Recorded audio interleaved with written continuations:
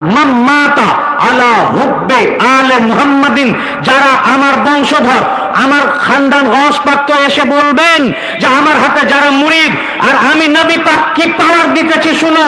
ইয়া গস পাক, আপনার শুধু মুরিদ নয়, বাংলাদেশ থেকে কোন এক ব্যক্তি মুরিদ হব ভেবেছে, মুরিদ হতে পারে নাই, ভিতরে শুধু মেদিনীপুরকে ভালোবেসেছে, এই মুহাব্বত নিয়ে মুরিদ হওয়ার আগেই মারা গেছে।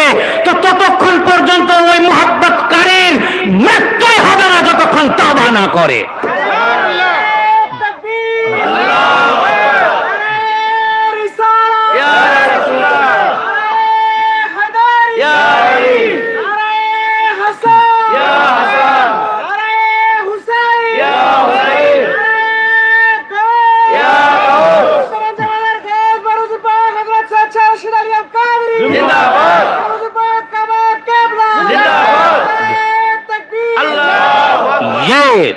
ये तफसीरुल कुरान भी है और हदीस नबवी भी है।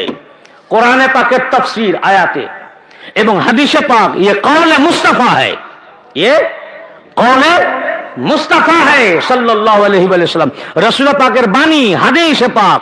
আল্লাহ রসুল পবিত্র জবানে বললেন, জেনে রাখো গৌসে পাক আমার এই সিলসিলা আহলে বাইত, এই সিলসিলার বায়াত তো দূরের কথা, যে শুধু মুহাব্বত রাখবে, এই সিলসিলাকে যে ভালোরা বাসবে, আঞ্জুমানে কাদেরিয়ার সাথে যদি শুধু তাল্লুক রাখে, সম্পর্ক রাখে বড় মসজিদের সাথে আর রাজবাড়ি খানকা শরীফের সাথে, মেদিনীপুর দরবারের সাথে, তো বললেন তার ততক্ষণ পর্যন্ত মৃত্যু হবে না যতক্ষণ তওবা না করবে।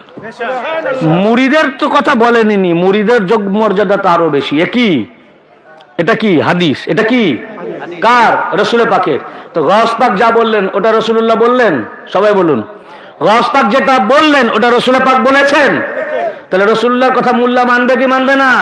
আমি বললাম না যে 14 পুরুষ মানতে বাধ্য, কেননা এটা হাদিস, রসুল পাক বলেছেন ততক্ষণ পর্যন্ত মৃত্যু হবে না। এবং আল্লাহ রসুল আরো কি বলছেন বলেন, মৃত্যু শুধু নয়, শুনুন ভাই, আপনাদের জন্য খোঁজখবরি। আজ মেদিনীপুর দরবার থেকে আমার হুজুর পাক আমাকে পাঠিয়েছেন, তার গোলাম, তারা ভীতত্রস্ত, কি হবে